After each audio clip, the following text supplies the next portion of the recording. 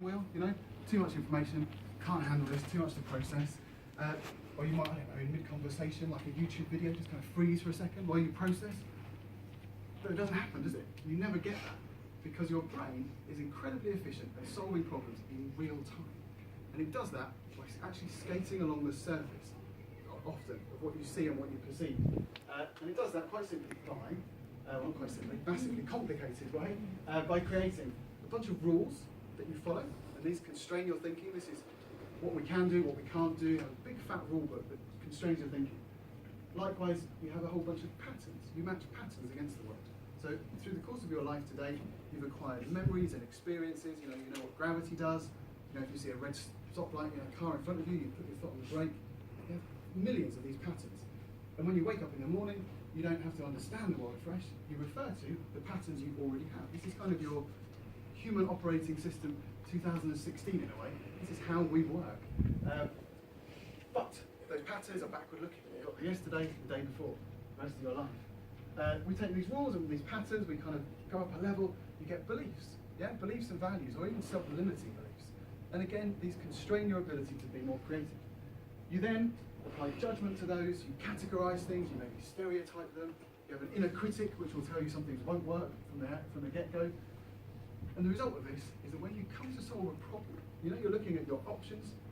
As Mandy said, if you can engage the brain, your options multiply massively. But you have to be aware to a degree. You don't need to know into this neuroscience. Neuroscience is changing massively, very exciting right now. But as long as you understand, actually, there are certain things that hold me back. I need to use some technique to kind of get past them. I'll give you just one example of this today. So if you take rules. So we have rules that constrain our thinking. I'll give you a quick kind of puzzle that will kind of bring this to life. So please can you give me 2 coins in current British circulation that add up to 55p. But one of them must not be a 5p piece. Okay? So if you know this, don't call out. But let me do it again. Please can you give me 2 coins in current British circulation that add up to 55p. But one of them must not be a 5p piece. Okay? So what your brain has done there is given you a rule, and you now can't solve it. Can I have a show of hands if you can solve it?